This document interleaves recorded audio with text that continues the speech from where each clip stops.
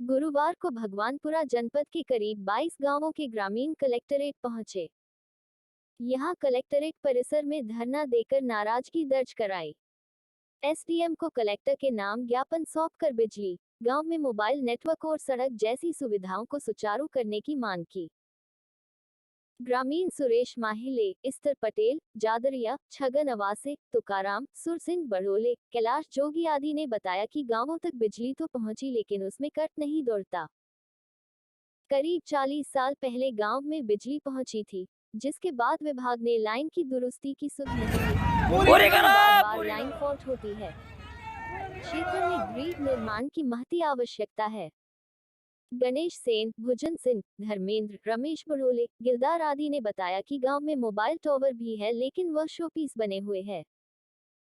विकास कार्यों से उनके गांव वंचित है। मजबूरन हमें अपनी एकजुटता और जनता की शक्ति दिखाने के लिए 2023 और 2024 में चुनाव बहिष्कार करना पड़ेगा।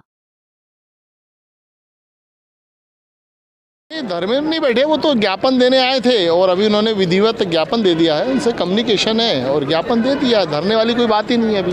क्या सर मुख्य मांग क्या है? इनकी मुख्य मांग वहाँ पर विद्युत सप्लाई है कंटिन्यूटी, और एक पानी है वहाँ उसके अतिरिक्त, और एक मोबाइल टावर से रिलेटेड इशू है। तो अभी उनसे चर्चा हुई है, वो सभी लोग सहमत हो गए। माननीय कलेक्टर साहब ने सभी चीज़ों को संज्ञान में ले लिया है। सर वहाँ पर जिस तरह से ग्रिड की स्वीकृति होने के बाद में फॉरेस्ट से जो अनुमति लेने की समस्या आ रही है, उसको लेकर क्या चर्चा की है? हाँ, वही थोड़ी सी फॉरेस्ट के एक्ट के अंतर्गत ही अनुमति प्राप्त होती है। सेंट्रल गवर्नमेंट का उसमें रहता है। ग्रिड की तो अनुमति प्राप्त है, तो वो विधिवत ले ली जाएगी और शीघ्र जब भी जैसी अनुमति हुई हम काम प्रारंभ कर देंगे। सर एक और जहाँ प्रशासन का आयुष्मान कार्ड पे प्रेशर बनाया जा रहा है और उस आदिवासी अंचल में नेटवर्क की दिक्कत है, तो कैसे? नहीं, आयुष्मान कार्ड तो जनता के हित के लिए, जनता की सुरक्षा के लिए, वो तो एक हर व्यक्ति का बनना चाहिए। क्योंकि कार्ड बनेगा नहीं है ना सर, तो कैसा बनेगा? उसमें जहाँ भी नेटवर्क होता है वहाँ पर बना रहे हैं कार्ड, और शासन तो चाहता है प्रत्येक जनता को सेवा मिले। खरगोन जिले का दूरस्थ ग्रामीण अंचल सिरवेल जो वन ग्राम क्षेत्र में आता है, लगातार वहाँ की समस्या सुर्खियों में बनी रही है। आज वहाँ के ग्रामवासी खरगोन जिला मुख्यालय पहुँचे, किन समस्या को लेकर आप यहाँ पर आए? हम लोगों की बड़े लंबे समय से समस्या और उसके ऊपर मांग चलती आ रही है, लेकिन हम करीब 2010 से लगाकर अभी 2022 आ गया, जब से हम लोग समस्याओं के बारे में मांग करते आ रहे हैं। इसी उद्देश्य से हम लोग करीब 30 से 35 गांव के निवासी यहाँ पर कलेक्टर कार्यालय में मेन हमारी जो बिजली की समस्या है, मेन हमारा जो नेटवर्क की समस्या है, मेन हमारा जो रोड की समस्या है, उसके संबंध में यहाँ पर ज्ञापन देने आए हैं। और अगर हमारी समस्याओं का यहाँ पर कोई भी हल नहीं होता है तो हम आगामी 2023 और 2024 के जो लोकसभा चुनाव है उसका पूर्ण रूप से 30-35 गांवों के लोग मिलकर बहिष्कार करेंगे। क्या आश्वासन दिया आपको? हमें अभी आश्वासन मिला, जो बिजली की हमारी समस्या, हमारे यहाँ ग्रिड तो जो स्वीकृत हुआ है लेकिन उसको वन विभाग की ओर से स्वीकृति अभी नहीं मिली, यह कारण हमको यहाँ बताया जा रहा है।